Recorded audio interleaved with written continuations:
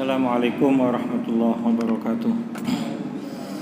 Bismillahirrahmanirrahim. Alhamdulillahirabbil alamin wa bihi nasta'in ala umuri dunya waddin. Assalatu wassalamu ala nabiyyina Muhammadin wa ala alihi wa ashabihi ajma'in, amma ba'd. Bapak Ibu sekalian, jamaah kajian Ahad pagi di Masjid Al-Hidayah yang selalu dimuliakan oleh Allah. Syukur alhamdulillah hingga saat ini kita masih diberi oleh Allah nikmat sehat, nikmat iman, sehingga kita masih bisa menjalankan aktivitas rutin kita. Di antaranya adalah menuntut ilmu, mengkaji bersama kajian-kajian yang tentunya memberi manfaat untuk kita semua. Mudah-mudahan apa yang selalu kita lakukan mendapatkan ridho dari Allah Subhanahu wa taala. Amin ya rabbal alamin. Bapak Ibu sekalian, pagi ini kita akan berbicara tentang kriteria muslim yang sehat. Tema ini berangkat dari hadis yang sangat populer yang sering kita dengar, di mana Rasulullah bersabda, "Igtanim khamsan qabla khamsin." Jadi ingat 5 perkara sebelum datangnya 5 perkara. Pertama adalah syababaka qabla haramika. Ini terkait dengan fisik, usia, masa mudamu sebelum masa tuamu. Masa tua di sini menggunakan kata haram. Haram itu remek. Secara fisik kemudian banyak kita mengalami disfungsi organ tubuh kita. Sehingga sering kalau bicara haram itu gambarnya adalah orang yang menggunakan tongkat dulu. Sekarang ini sudah tidak lagi populer menggunakan tongkat, tetapi memakai kursi roda. Beda zaman, beda teknologi, kemudian beda kondisi, beda bentuk. Yang kedua adalah wasihataka qabla saqamika. Masa sehat sebelum masa sakit. Sakom, tidak hanya marid, tetapi sakom, tidak berdaya. Kalau marid itu kan ya flu gitu sudah bisa disebut dengan marid. Batuk itu marid. Tapi kalau sudah sakom, kita ini sudah berbaring di rumah sakit. Sakom, sudah tidak berdaya. Wa ghinaka qabla faqrika. Masa ekonomi mapan sebelum datangnya ekonomi sulit. Kita ini tidak bisa memprediksi kondisi ekonomi kita. Besok itu seperti apa? Minggu depan seperti apa? Bulan depan seperti apa? Apalagi tahun depan. Kita ini kadang enak-enak kerja di satu posisi tertentu yang nyaman, tiba-tiba minggu depan dipecat. Kita merasa sudah mapan dengan jabatan kita, tiba-tiba minggu depan kita resign. Saya punya jamaah ngaji begini, dia datang ke rumah, dia mengatakan saya mau resign, keluar dari tempat kerja saya. Padahal posisinya nyaman, gajinya lumayan, dia masih muda. Alasannya sederhana, tidak nyaman dengan atasannya. Dan itu tidak bisa diprediksi. Tidak bisa diprediksi kondisi ekonomi. Wa faragha qabla syughlika. Masa lapang sebelum masa ruwet, masa sulit, masa sibuk. Hari ini lapang, besok belum tentu. Banyak orang ini ingin pensiun dini. Ada juga saya punya mahasiswa S3 itu, dia mengatakan pensiun dini dari satu lembaga keuangan atau dari bank tempatnya bekerja. Kenapa? Tuntutannya banyak.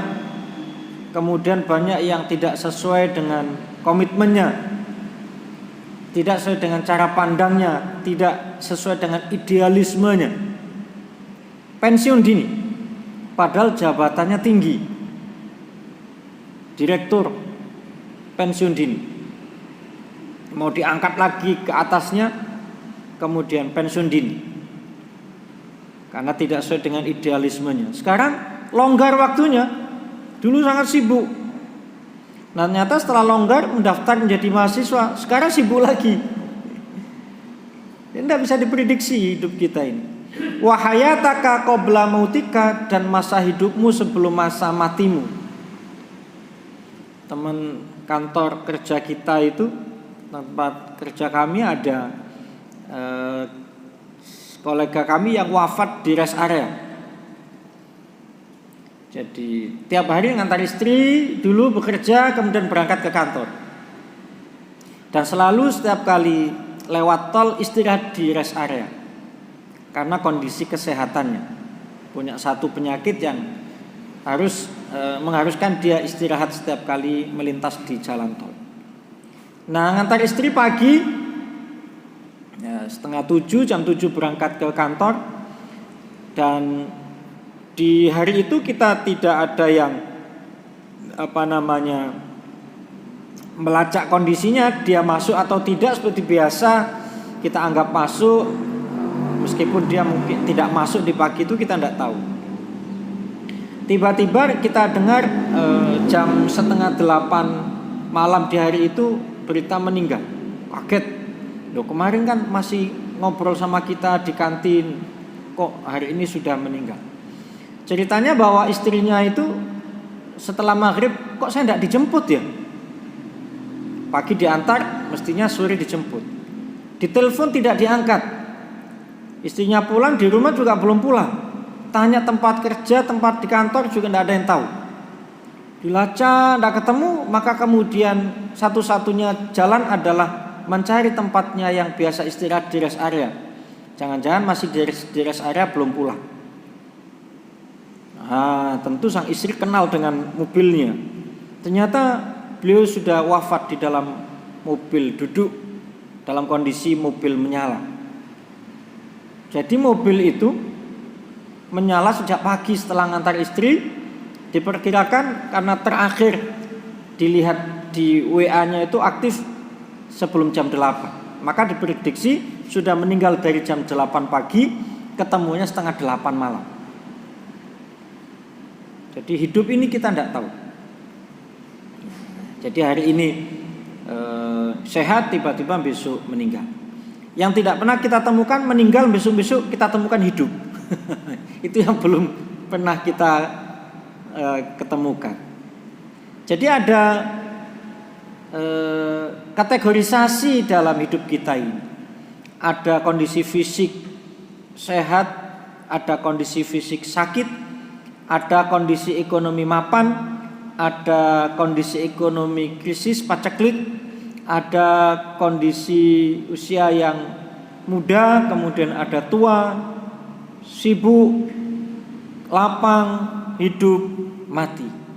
Artinya di sana ada kategorisasi. Nah, berangkat dari situ Bapak Ibu, maka muncullah ada kategorisasi kriteria seorang muslim itu ada dua juga. Ada muslim yang sehat, ada muslim yang sakit.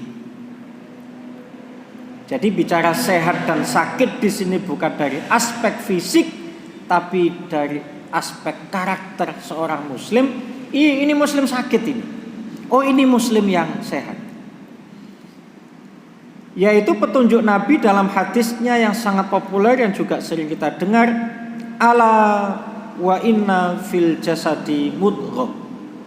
Sesungguhnya di dalam tubuh kita ini terdapat sekerat daging.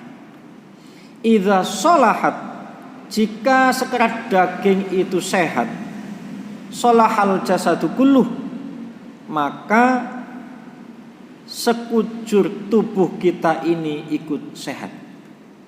Wa idza fasadat, tetapi jika sekerat daging tadi itu rusak, fasadal jasadu kulluh, maka rusak pula seluruh tubuh kita ini.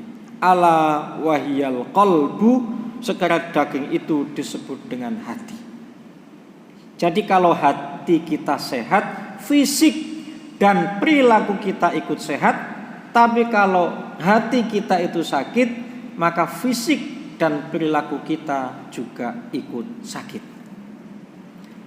Apa kriteria muslim yang sehat dan apa kriteria muslim yang sakit? Satu, Nabi menyebutkan dalam hadisnya, as-sakhiyu qaribun minallahi, qaribun minan nasi, qaribun minal jannati, ba'idun minan nari. As-sakhiyu, orang yang loman, dermawan, itu qaribun minallahi, dekat dengan Allah, dicintai oleh Allah. Qaribun minan nasi, dekat dengan manusia, dicintai oleh manusia. Qaribun minal jannah, karena dicintai oleh Allah, dicintai oleh manusia, maka dia dekat dengan surga. Ba'idun minan nari, jauh dari api neraka. Maka salah satu kriteria muslim yang sehat itu dermawan. Jadi kalau ada orang muslim loman, sehat iki muslim sing sehat. Wal bakhilu, bakhil pelit, itu ba'idun minallahi, jauh dari Allah. Dia jauh dari Allah, Allah juga jauh. Malas Allah mendekat dengan orang yang pelit itu. Ba'idun minan nas, manusia juga. Pasti kita sepakat lah, gak seneng sama orang pelit itu. Masih pinter, nek pelit ya males juga kita berteman itu. Kita kan senangnya berteman orang yang loman, dermawan. Ba'idun minal jannah, karena jauh dari Allah, jauh dari manusia, jauh dari surga. Qaribun minan nari, dekat dengan neraka. Maka kriteria muslim yang sakit diantaranya adalah bakhil. Muslim pelit itu sakit. Wala jahilun sakhiyun, bodoh loman. Bodoh loman, dermawan, ahabbu ilallahi, lebih dicintai oleh Allah. Kita juga lebih cinta sama orang bodoh, masuk goblok, sepenting loman duwe akeh. Wah, seneng itu. Min abidin bakhilin, dari orang ahli ibadah tapi pelit. Coba kita disuruh milih mana? Pinter, medit, bodoh, loman. Pasti pilih yang loman. Wes gak ngurus bodoh bagak, sementing loman. Sementing loman daripada yang pelit. Maka orang pelit itu sakit. Kenapa? Tidak ada yang mau. Kita ini tidak mau bergaul dengan orang sakit. Pasti ingin bergaul dengan orang sehat. Nah, kita ini tidak mau bergaul dengan orang pelit. Berarti orang pelit itu sakit. Wa akbarud da'i, kata Rasulullah, penyakit yang sulit disembuhkan itu al-bukhl, medit itu. Penyakit yang sulit disembuhkan. Sulit. Miskin, kaya sama kalau sudah pelit. Oh kan medit krono melarat. PNE sugih, loman. Lo tetap pelit juga. Makanya kata Allah, timbangannya tak kayak sugih medit mending melarat ae sugih. Kan gitu. Sugih ini kayak wong liya. Supaya kekayaan itu tidak menumpuk di satu orang. Salah satu penyakit yang sulit disembuhkan. Jadi pelit itu ciri muslim yang sakit. Dermawan itu ciri muslim yang sehat. Maka dalam rangka itu kita lacak, kenapa sih orang itu kok loman? Kenapa orang itu medit? Kenapa ada muslim itu yang loman sehingga dia sehat? Kenapa ada muslim yang pelit sehingga dia sakit?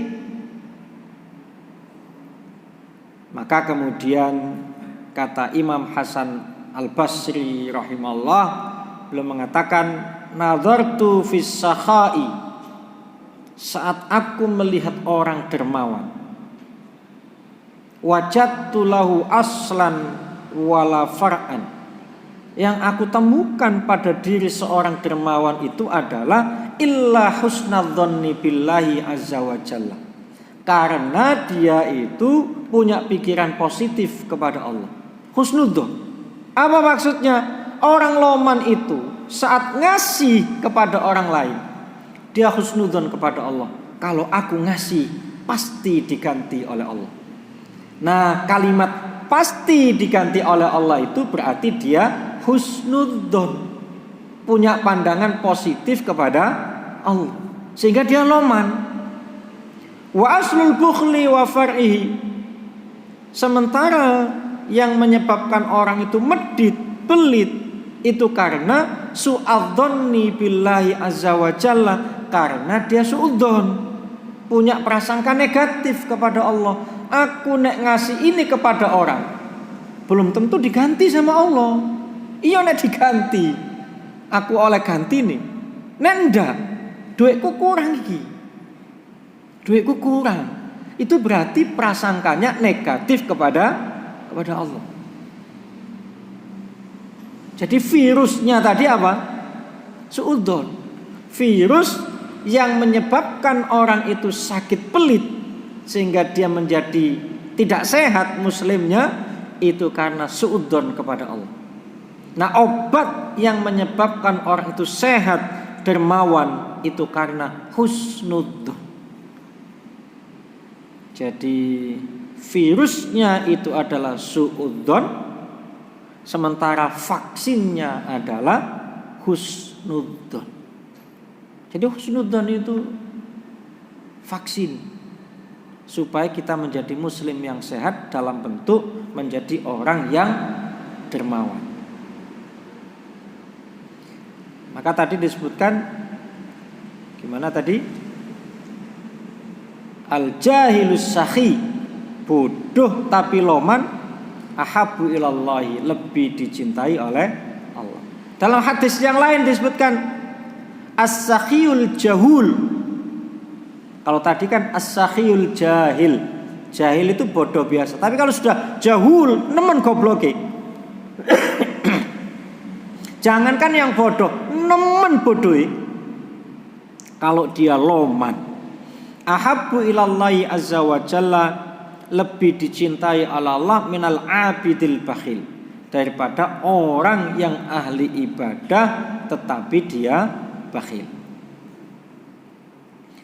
Apa di antara ciri orang yang dermawan dan ciri orang yang bakhil? Ciri orang kena virus bakhil itu apa? Tanda-tandanya. Kalau kena COVID itu kan tanda-tandanya batuk, suhu tinggi. Nah, ini ada juga ciri-ciri orang kena virus bakhil, sehingga dia butuh vaksin tadi itu, husnudzon. Apa di sini disebutkan as-sakhiyu, kata Imam Ali, as-sakhiyu ya'kulu min ta'amin nas liya'kulu min ta'amihi. Orang yang loman, dermawan, ya'kulu min ta'amin nas, senengnya itu ngambil makanan milik orang lain. Orang rokok diminta, kita rokok wah, itu orang loman itu. Loman, jaluan. Tujuannya apa? Liya'kulu min ta'amihi, supaya orang lain tidak sungkan minta ke dia. Tujuannya itu, minta rokoknya, sehingga saat dia mengeluarkan rokok orang tidak sungkan ngambil, karena dia apa tadi? Aktif ngambil makanan dari milik orang lain. Harapannya supaya orang lain itu suka ngambil sesuatu darinya, dibuka peluang itu, dibuka. Kalau bertamu ke orang itu, wes kayak dianggap rumahnya sendiri. Datang, assalamualaikum, mandi, makan seenaknya. Dengan harapan nanti kalau dia ini didatangi tamu juga begitu, orang itu los.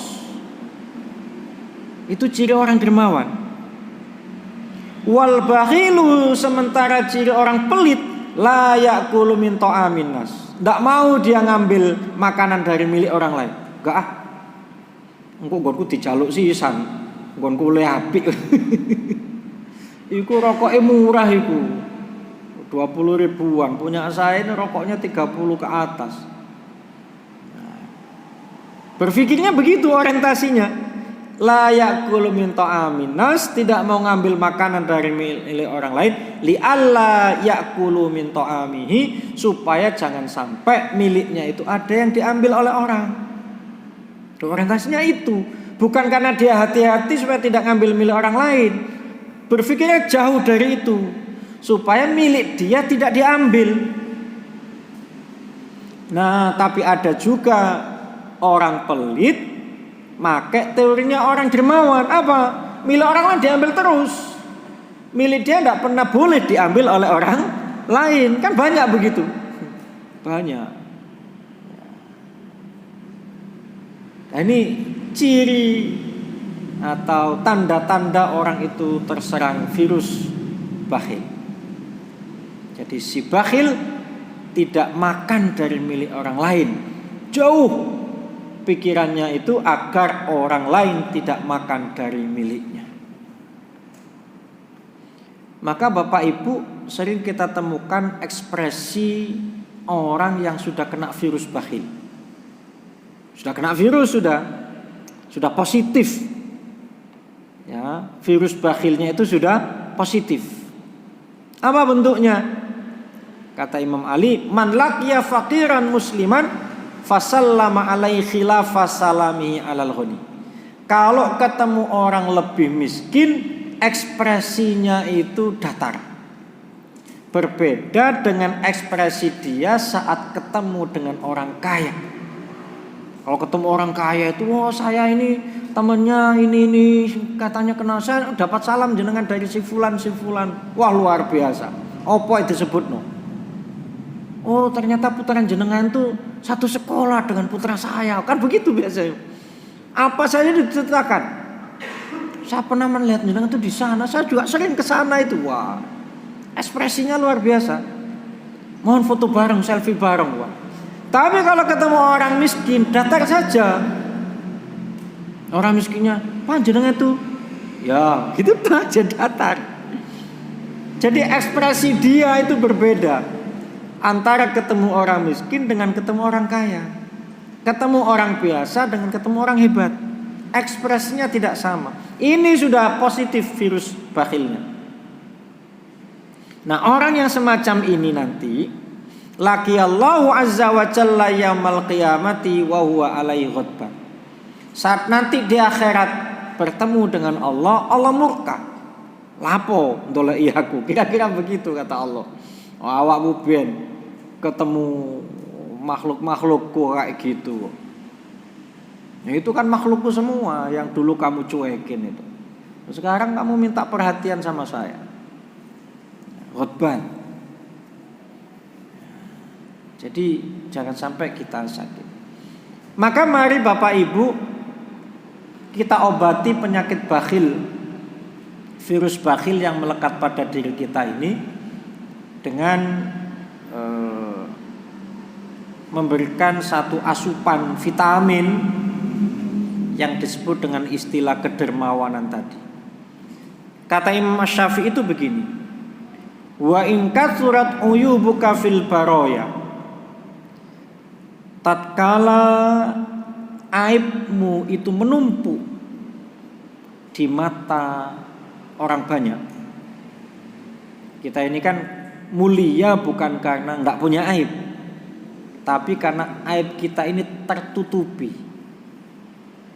Kalau aib kita ini terbuka, semulia apapun kita akan hancur. Banyak kita ini sebetulnya tidak mulia, tapi karena aib kita itu tertutupi kemudian menjadi mulia di mata orang banyak. Maka kata Imam Syafi'i, wa in katsurat uyubuka fil baroya, tatkala aibmu di mata orang banyak itu menumpuk, wasarraka ayyakuna laha ghitaun, dan kamu ingin supaya aibmu itu tertutupi, tasattar bis sakha'i, tutup aibmu itu dengan kedermawanan. Fakullu aibin yughtihi kama qilas sakha'u. Semua aib kita itu akan tertutupi oleh kedermawanan tadi. Orang ahli maksiat, Bapak Ibu, kalau dia loman, tetangga sekitar itu tidak akan ngasih tahu kalau dia ahli maksiat. Maling kalau dia loman, ada polisi datang nyari mau nangkap, tetangga itu nutupi, mboten ngertos. Ngerti ini tinggal di mana? Ngapunten, tidak tahu kami. Tahu tapi bilangnya tidak tahu karena loman tadi. Tapi kalau ahli ibadah medit, iya sembahyangnya tok 5 waktu jamaah gak tahu telat, medit, infaknya gak tahu metu, loh kan aibnya keluar. Akhirnya tadi ibadahnya ditutupi oleh aib, yang kelihatan aib. Ibadahnya tidak kelihatan. Tapi kalau orang itu ditutup punya sifat kedermawanan, aibnya itu ketutupi. Nah, maka mari kita ini yang ahli ibadah itu kita tutupi. Ibadah kita itu kita bungkus dengan kemasan yang baik, bentuknya adalah kedermawanan.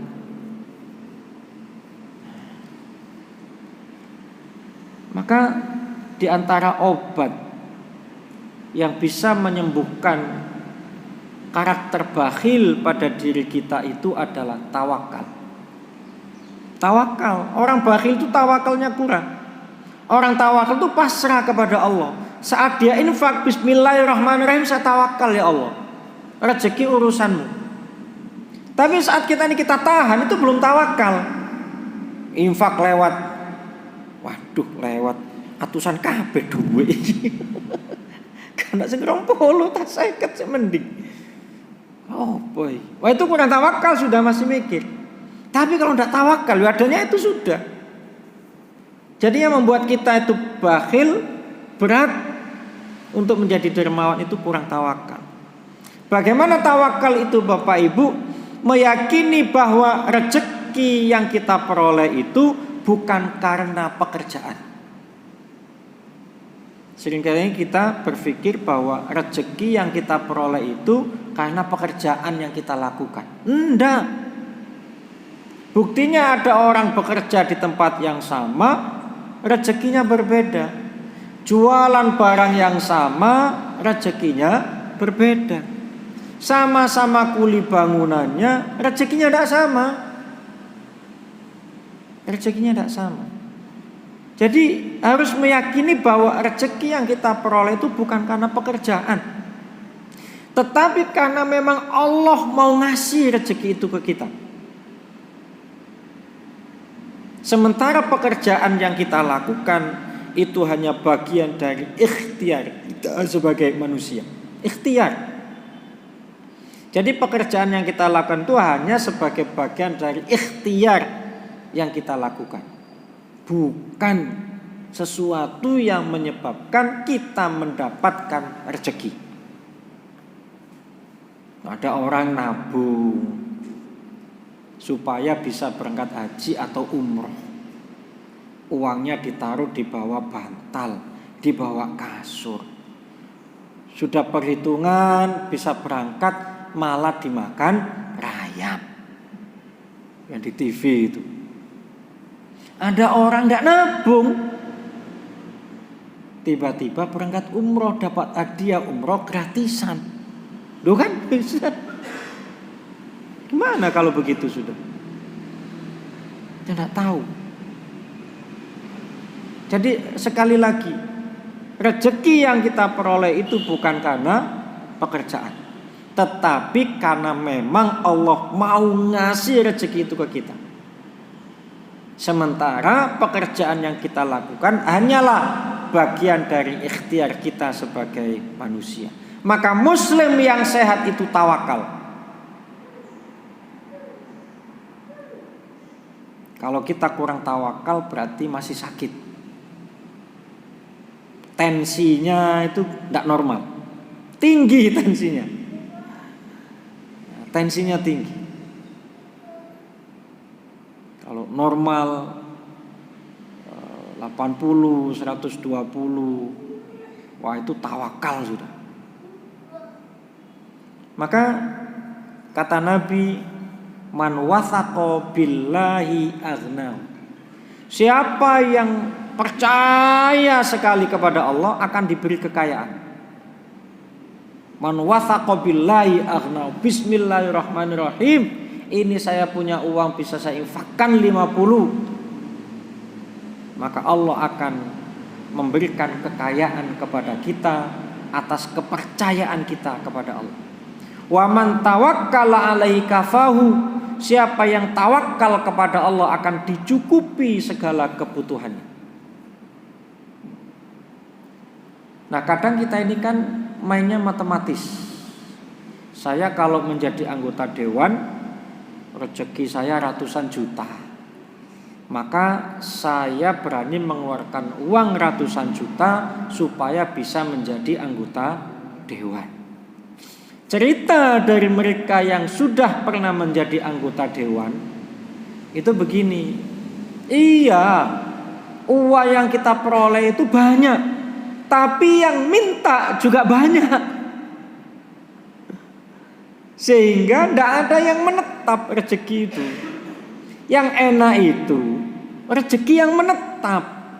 Maka sebetulnya rezeki yang barokah itu yang menetap pada diri kita. Anggota dewan itu banyak rezeki hanya lewat, tidak menetap, transit saja sejenak, habis itu diminta, nggak menetap. Kelihatannya ratusan juta, tapi transit saja, transit, kayak rest area itu loh, rest area, lewat saja. Setelah tidak menjadi anggota dewan belum mengatakan, loh rezeki saya tidak sebanyak waktu jadi anggota dewan yang masuk, tapi menetap, tidak ada yang minta, menetap dia, parkir di situ, tidak transit, sudah di situ dia, tujuan akhirnya di saya, menetap dia, gak sampai ratusan juta, tapi saya menikmati. Dulu ratusan juta, saya tidak menikmati, lewat saja. Nah, belajar dari situ berarti harus percaya bahwa kalau kita ini tawakal akan dicukupi kebutuhan kita dan bahkan diberi oleh Allah kekayaan. Tawakal. Sehingga yang penting cukup dan barokah. Nah, muslim yang sakit itu yang rakus seperti tikus. Jenengan kan tahu tikus itu rakus. Kabel saja itu digigit. Wah, mobil saya itu di mesin itu selalu ada tikusnya. Dibersihkan itu tetap dikasih kapur baru ada tikus, dikasih parfum ada tikus, dikasih apalagi kopi juga tetap ada tikus. Katanya dikasih ini itu tetap tikusnya itu ada saja. Jadi rakus dia, apapun dia konsumsi. Sudah beberapa minggu ini rumah saya tutup terus. Dulu itu malam saya buka. Kenapa? Karena sudah ada tikus masuk, sek-sek. Wes enggak karu-karuan konsumsi makanan dan sebagainya. Saya tutup supaya enggak masuk. Ternyata yang jadi korban pintu. Pintu saya ini ujung-ujungnya sudah lubang semua. Loh, ini dimakan tikus. Jadi di depan pintu itu ada seratnya kayu itu dimakan sama tikus. Padahal kayu jati itu, ya mungkin jatinya kurang istimewa, masih kemakan sama tikus. Katak gitu. Ya Allah, sudah gerowak itu sekarang kena tikus. Jadi dia bukan makan kayu tapi mencari akses supaya bisa masuk. Nah, karena aksesnya saya buntu, rakus dia. Maka kata Nabi ini menyindir muslim yang sakit, yang rakus tadi itu. Jadi bakhil kemudian rakus. Wah, ini sudah parah ini. Bakhil, rakus. Dan memang satu paket. Orang bakhil itu karena rakus.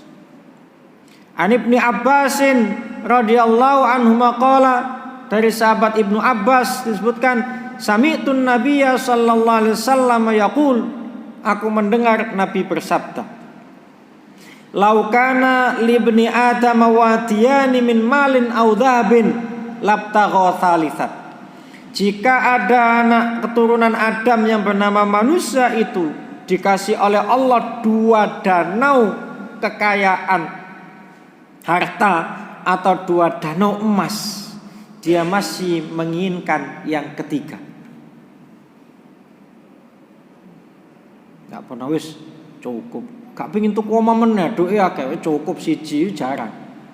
Orang punya rumah 1 itu karena gak punya uang. Kalau punya uang, dia akan punya rumah 2 dengan alasan investasi.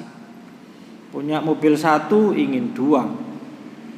Nah, punya mobil 1 itu karena tidak punya uang. Punya istri 1 pingin 2. Yang punya 1 itu karena tidak punya uang atau takut sama istri tua. Kalau sudah 2 masih pingin yang ketiga terus. Sehingga saya punya teman itu istrinya 4, selalu 4. Dan tidak selalu itu istrinya, ganti-ganti tetap 4. Kalau ingin menikah lagi ada salah satu istrinya dicerai. Itu kurang apa itu manusia itu? Penyakitnya itu. Jadi kalau sudah punya 2 danau harta, 2 danau emas, dia masih berharap danau yang ketiga. Jadi rakus yang membuat kita kemudian menjadi bakhil. Oleh karena itu Bapak Ibu, di antara muslim yang sehat itu yang harus dilakukan adalah sabar menahan diri dari perbuatan maksiat. Seringkali kita ini menganggap bahwa maksiat itu kalau kita berbuat asusila, porno, ke tempat dugem, itu maksiat. Padahal orang tidak mengeluarkan zakat, tidak mengeluarkan sedekah, sementara dia mampu, itu juga bagian dari maksiat. Maka orang kaya medit itu maksiat. Kenapa? Karena dia menahan hak milik orang lain yang ada pada dirinya. Kita ini gaji tidak muncul, mundur seminggu aja, itu udah protes. Sementara uang orang kita tahan bertahun-tahun. Ya, uang orang kita tahan bertahun-tahun. Maka jangan memandang kecilnya maksiat. Jangan memandang kecilnya perbuatan negatif. Tetapi pandanglah di hadapan siapa engkau bermaksiat. Wes ngono tok didik gak apa-apa. Dosa kecil menurut kita, tetapi kita melakukannya di hadapan Allah. Itu kan berarti menantang Allah, sehingga dosanya menjadi besar. Wa tahsabunahu hayyina wa huwa indallahi 'azim. Kalian menganggapnya kecil tapi menurut Allah besar. Kam min dunubin wa ma'asi yadunnu al-mar'u hayyina basito wa hiya indallahi 'azima. Berapa banyak dosa, perbuatan negatif, perbuatan maksiat yang menurut pelakunya itu kecil, ringan, tetapi menurut Allah itu berat, itu besar. Menurut kita itu pelanggaran kecil, tapi menurut Allah hukumannya berat. La tandur li suhril dzambi walakin undur ila azamati man asaita. Jangan melihat kecilnya pelanggaran yang kita lakukan, tetapi lihatlah di hadapan siapa kita melakukan pelanggaran. Kita ini kalau tidak ngeklik helm kita saja itu kan kecil itu. Tapi kalau di hadapan polisi ya didenda. Karena menurut polisi itu pelanggaran berat. Kayak nyalano lampu ae lho, awan di padang. Menurut kita kecil. Tapi kalau kita lakukan di hadapan polisi, pelanggaran menjadi berat. Nginjak garis titik, gak nobrok gak. Menurut kita kecil, tapi kalau dilakukan di hadapan polisi ditilang. Karena itu pelanggaran berat.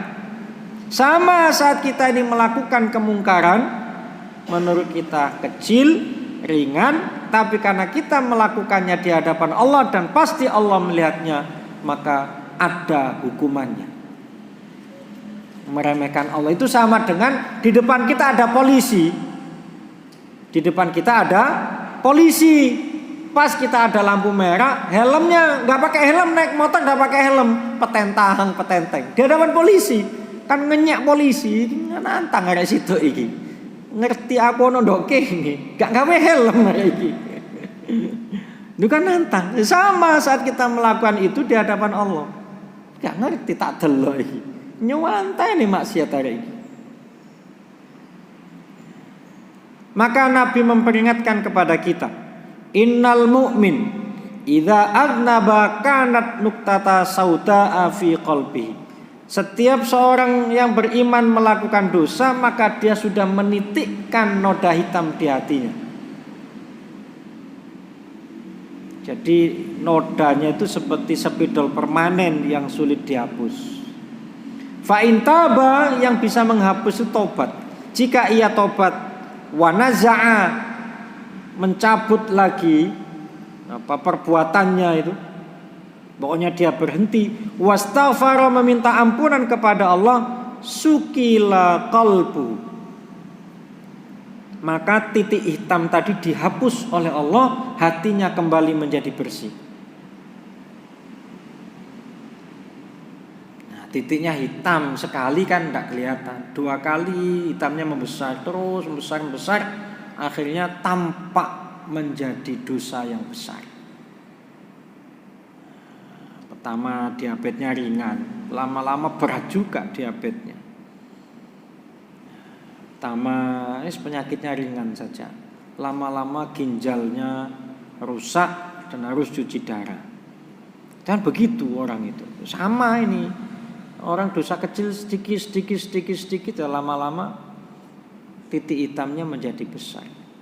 Fa in zada zadat, tapi kalau dia terus melakukan dosa, maka titik hitam itu semakin bertambah nodanya dan semakin tampak kelihatan.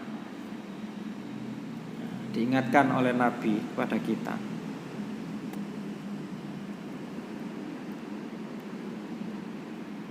Ya, jadi itu diantara. Nah, kriteria muslim yang sehat yang berikutnya adalah rendah hati, at-tawadu. Sehingga kalau ada muslim sombong, mentang-mentang aktif jamaah 5 waktu, pakaiannya itu pakai udeng, jubah, kemudian tasbihnya panjang, sholatnya lama, zikirnya lama, tapi dia kemudian tidak tawadu, itu sakit. Orang yang sehat, muslim yang sehat itu yang tawadu. Kata Nabi, man tawadu'a lillahi rafa'ahullah. Siapa yang tawadu lillahi ta'ala, maka akan diangkat oleh Allah derajat atau kemuliaannya. Tawadu takun kan najmi la halinadirin ala safahatil ma'i wa huwa rafi'un. Bertawaduklah, rendah hatilah kalian seperti bintang yang kita lihat di dalam air. Bintang itu di bawah air itu, tapi sebetulnya dia ini tinggi mulia karena di atas. Wala taku kaddukhani yarfa'u nafsahu ila tabaqatil jawi wa wadi'un. Jangan seperti asap yang melambung tinggi, tetapi sebetulnya dia itu rendah. Dia tidak bisa tinggi, hilang asap itu. Dan kita ini tidak suka dengan asap, apalagi asap tebal. Paling tidak bikin batuk. Paling berat kalau bikin kebakaran. Al-mutakabbiru katoir, orang sombong itu seperti burung. Kullamartafa'a saghura fi a'yunin nas. Setiap kali burung itu terbang semakin tinggi, semakin tampak kecil oleh mata manusia. Kita juga begitu. Semakin sombong, orang itu semakin tidak respect. Semakin sombong, orang semakin tidak respect. Semakin kita ini merendah, orang semakin respect. Kita ini milih pemimpin, pasti respeknya itu karena tawaduknya. Kita tidak memilih pemimpin itu karena diantaranya ia sombong. Maka muslim yang sakit itu adalah muslim yang sombong. Dan diingatkan oleh Nabi, siapa yang di hatinya ada sebutir kesombongan, maka akan terhalang jalannya menuju surga. Bayangkan itu.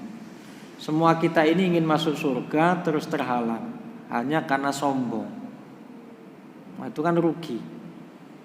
La yadkhulul jannata, kata Nabi, man kana fi qalbi mithqala dzarratin min kibr. Tidak akan masuk surga siapa yang di hatinya masih ada sikap sombongnya. Hati-hati Bapak Ibu. Jadi kalau melihat saudara kita muslim sombong, itu dia sakit. Muslim itu tidak boleh sombong.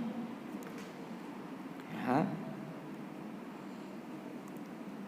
Yang berikutnya, kriteria muslim yang sehat adalah dia penyayang kepada siapapun. Dalam kajian sering kita dengarkan bahwa mengucapkan salam kepada non-muslim itu tidak boleh. Menjawab salam orang non-muslim juga tidak boleh. Karena memang kalau kita meyakini bahwa non-muslim itu masuk surga, itu berarti kita meyakini kebenaran akidahnya. Assalamualaikum. Wah, nanti dia malah kita doakan mereka yang kita doakan tuh yang non muslim. Tetapi kalau kita mengucapkan salam itu diniati supaya dia masuk Islam, assalamualaikum, mudah-mudahan sampean masuk Islam sehingga sampean selamat. Wah, itu mulia. Berarti kita sayang kepada non muslim. Sakno arek iku biyen karena wong tuane non muslim, arek iku dadi non muslim. Arek iku lho api. Ambek sapa ae api. Sekolahe rajin, pinter, loman. Cuma biyen wong tuane non muslim sehingga ada non muslim, kita ketemu dia, assalamualaikum. Kita berdoa. Diniati apa? Berdoa. Atau dia mengucapkan assalamualaikum, waalaikumsalam. Tapi hati kita mengatakan semoga sampean masuk Islam. Waalaikumsalam itu doa kita, semoga sampean masuk Islam. Itu boleh. Nah, beda dengan kalau kita meyakini bahwa dia juga masuk surga, maka mengucapkan salam kepada dia tidak boleh, menjawab salamnya tidak boleh. Tapi kalau doa, waalaikumsalam, Allah, waalaikumsalam, wis dongakno apik tok sampean iki. Doa supaya dia masuk Islam. Itu boleh. Dan bisa saja dia akan masuk Islam karena keikhlasan doa kita. Penyayang.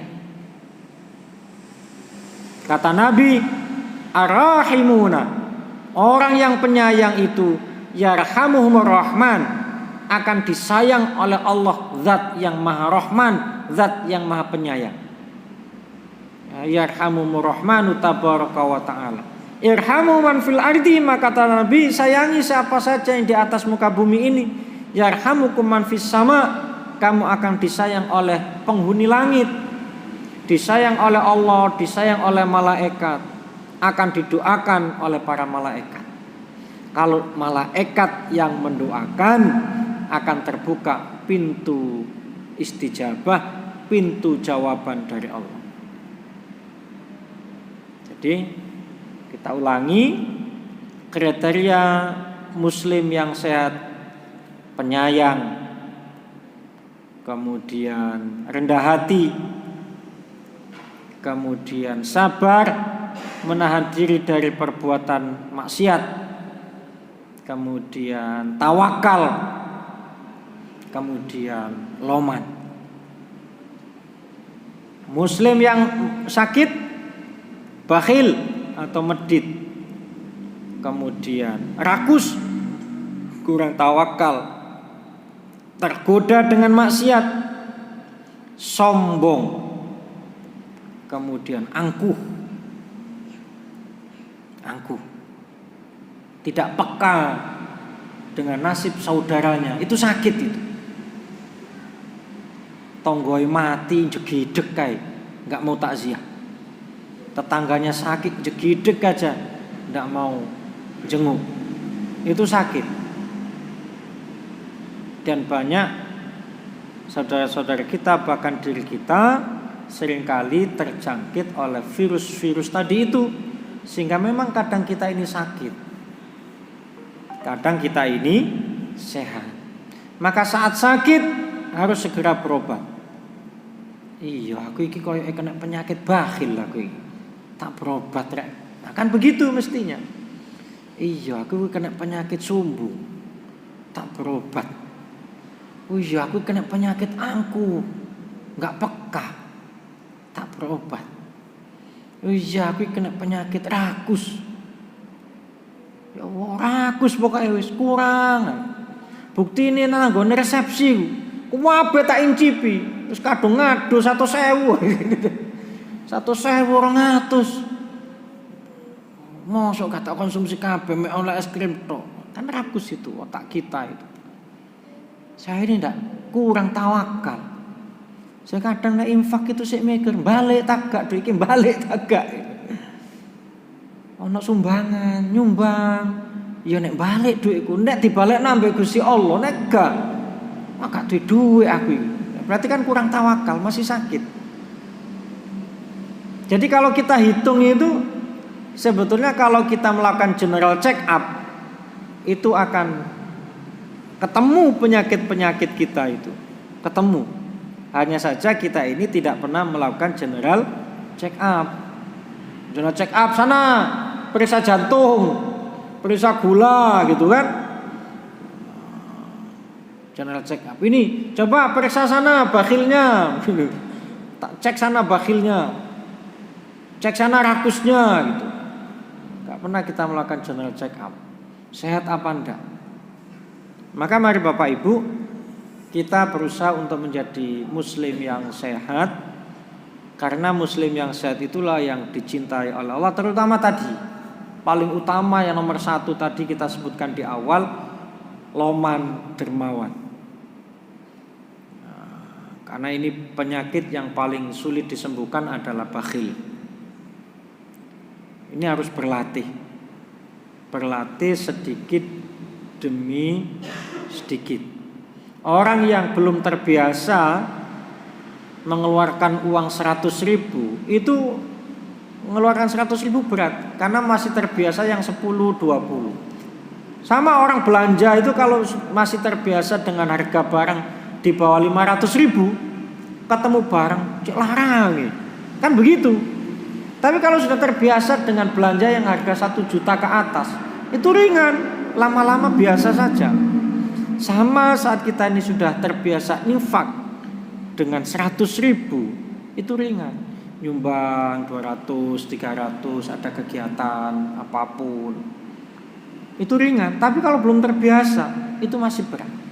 Sehingga harus latihan, dan latihannya tadi tawakal. Tawakal dengan meyakini bahwa rezeki yang kita peroleh itu bukan karena pekerjaan, tetapi karena memang Allah ingin memberi. Sementara pekerjaan yang kita lakukan hanya sebatas ikhtiar. Yang berikutnya adalah kita ingin menutup aib kita. Sudah pokoknya akan tertutupi aib kita itu karena kedermawanan kita. Pemimpin ya, bos, wah itu kalau hanya merintah tok enggak pernah ngasih, itu kan anak buah ngeluh. Ngongkoni tok, apa ngongkoni tok, gak tahu neraktir, gak tahu kayak bonus. Tapi kalau dia loman, itu anak buah disuruh apa saja itu tidak mengeluh. Tidak mengeluh. Tapi kalau tidak pernah ngasih, disuruh itu abot. Jadi harus loman memang. Teman kita jarang ngantor, tapi karena loman ditutupi. Mana dia? Oh lagi keluar sebentar pak. Wah kan gitu. Padahal tidak masuk. Kenapa loman? Ya udah usah jauh-jauh. Kita ngurusi apa gitu, administrasi apa. Tapi kalau loman itu kan cepet. Kok cepet ya? Lo ya loman. Nah sampean gak kayak apa-apa ya suwe. Setiap ngurus di meja apa kita loman, itu kan cepet. Ya karena loman, barokahnya loman. Bukan nyogok, loman. Diniati loman. Kalau nyogok itu kan angkanya besar. Tapi loman itu kan ada yang penting ngasih itu. Karena loman. Sehingga urusan kita menjadi mudah disenangi oleh sesama manusia. Mudah-mudahan bermanfaat. Kurang lebihnya mohon maaf. Jika ada yang ingin ditanyakan disilahkan.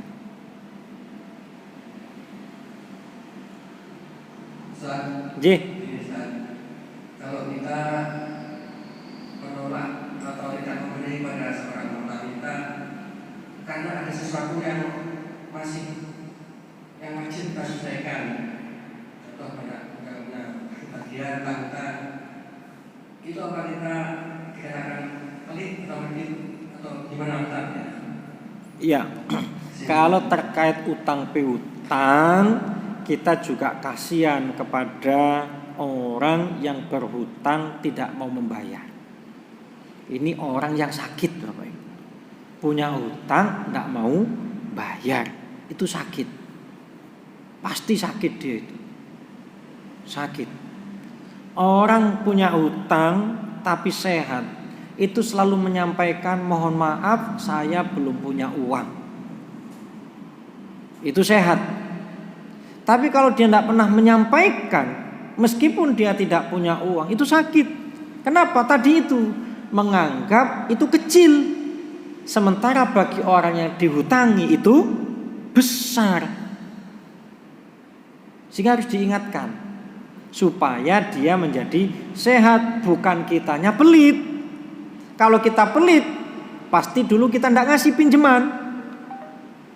Ya, pasti dulu kita tidak ngasih pinjaman. Jadi banyak saudara-saudara kita ini berhutang, tapi dia sakit, tidak mau mengembalikan. Jangankan tidak punya uang saja tidak mau mengembalikan. Orang punya utang yang sehat itu nyicil dia semampunya, berusaha keras. Berusaha keras. Maka kata Imam Al-Ghazali, sebaik-baik orang yang berhutang itu adalah yang berusaha untuk segera membayarnya. Seburuk-buruk orang yang berhutang adalah dia yang mengolor-olor waktu untuk membayarnya. Tidak ada penjelasan sebaik-baik orang yang dihutangi. Yang ada itu sebaik-baik orang yang berhutang. Karena penyakitnya itu ada di orang yang berhutang. Maka hati-hati, jangan sampai kita ini punya hobi berhutang tadi. Sebisa mungkin tidak sampai berhutang kepada orang lain. Itu jawabannya. Jadi mengingatkan saudara kita, kasihan. Sebab itu nanti dia akan ke orang lain terus gitu. Dan banyak kita temukan begitu, pindah dari satu orang ke orang yang lain. Dan itu sakit, karakter muslim yang sakit. Dan pasti orang beda lagi yang seperti tadi ya. Saya ngambil makanan dari milik orang lain supaya orang lain tidak sungkan. Aku tak nyelang duit nanggon arek iku. Ben kok dek gak sungkan nyelang aku. Wah, itu beda lagi. Nyelang, ya begitu habis itu dikembalikan. Nyelang, dikembalikan. Padahal dia punya. Saya enggak butuh, cuma supaya akrab saja. Pinjam duitnya dong. Supaya nanti orang tuh enggak malu, enggak sungkan pinjam ke dia. Itu orang hebat itu. Ya, orang hebat. Ngoten. Yang lain? Kalau tidak ada maka waktu kita kembalikan ke Ustadz Imron. Assalamualaikum warahmatullahi wabarakatuh.